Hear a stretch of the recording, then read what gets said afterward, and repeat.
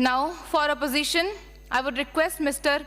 Akshay Kumar Jha to brief in 2 minutes. Thank you speaker ma'am. 2047 के विकसित भारत की परिकल्पना करते हुए हम पश्चिमी द्वार से बाहर निकल रहे थे, तभी पूर्वी द्वार में डॉक्टर APJ अब्दुल कलाम ने कहा कि अरे मेरे विकसित भारत 2020 की परिकल्पना को तो एनालिसिस करते जाओ। माननीय महोदय, मैं कहना चाहूँगा कि 2047 में विकसित भारत बाद में बना लीजिएगा, पहले APJ अब्दुल कलाम के सपनों का 2020 का भारत कहाँ गया उसको तो एक बार एनालिसिस कर लीजिए।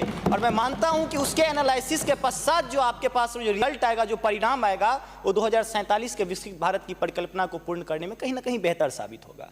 मैं उस क्षेत्र से आता हूं जो बिहार को 2 भाग में बांटती है, एक नॉर्थ बिहार, एक साउथ बिहार। हमारा मिथिला का रीजन 6 महीने बाढ़ के पानी से ग्रसित रहता है। जब मैं राज्य सरकार से पूछता हूं तो कहते हैं कि विदेश का मामला है भैया, नेपाल पानी छोड़ देता है, मैं क्या करूं, उधर से चैना डैम बना देता है। अब तो राज्य में भी सरकार आपकी है, केंद्र में भी आपकी है, तो प्रभु कृपया कुछ तो मदद कीजिए।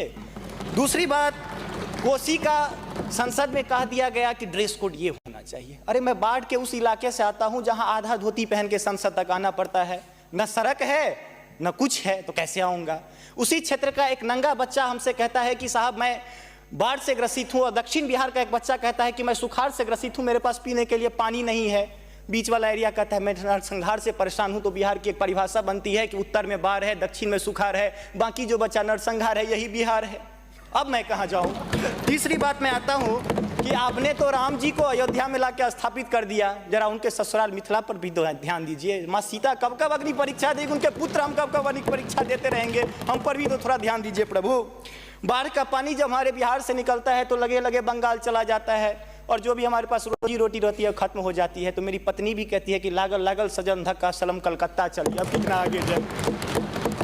आगे आते हैं, और पर्यटन की पर्याप्त संभावना है। एक बार आप कृपा करके देखिए, पर्यटन मंत्री बैठे हुए हैं। अब ताजमहल मुमताज महल की याद में बना, आपने उसको 7वां अजूबा में शामिल कर दिया। अरे हमारे यहाँ गया में दशरथ मांझी छेनी लेके पूरा पहाड़ तोड़ दिए, इससे बड़ी और क्या बात हो सकती है। उसको पर्यटन के लिए रखिए।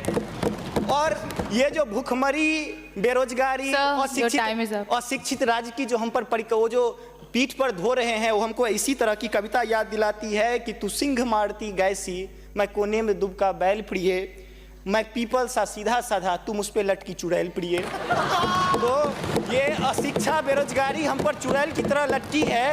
तो there is politics behind every politics. स्नातकोत्तर राजनीति विज्ञान में पढ़ाई होती है, उसको छोड़ के जरा राज्य और केंद्र में अब सामंजस्य स्थापित करके कृपा कीजिएगा प्रभु। बहुत बहुत धन्यवाद।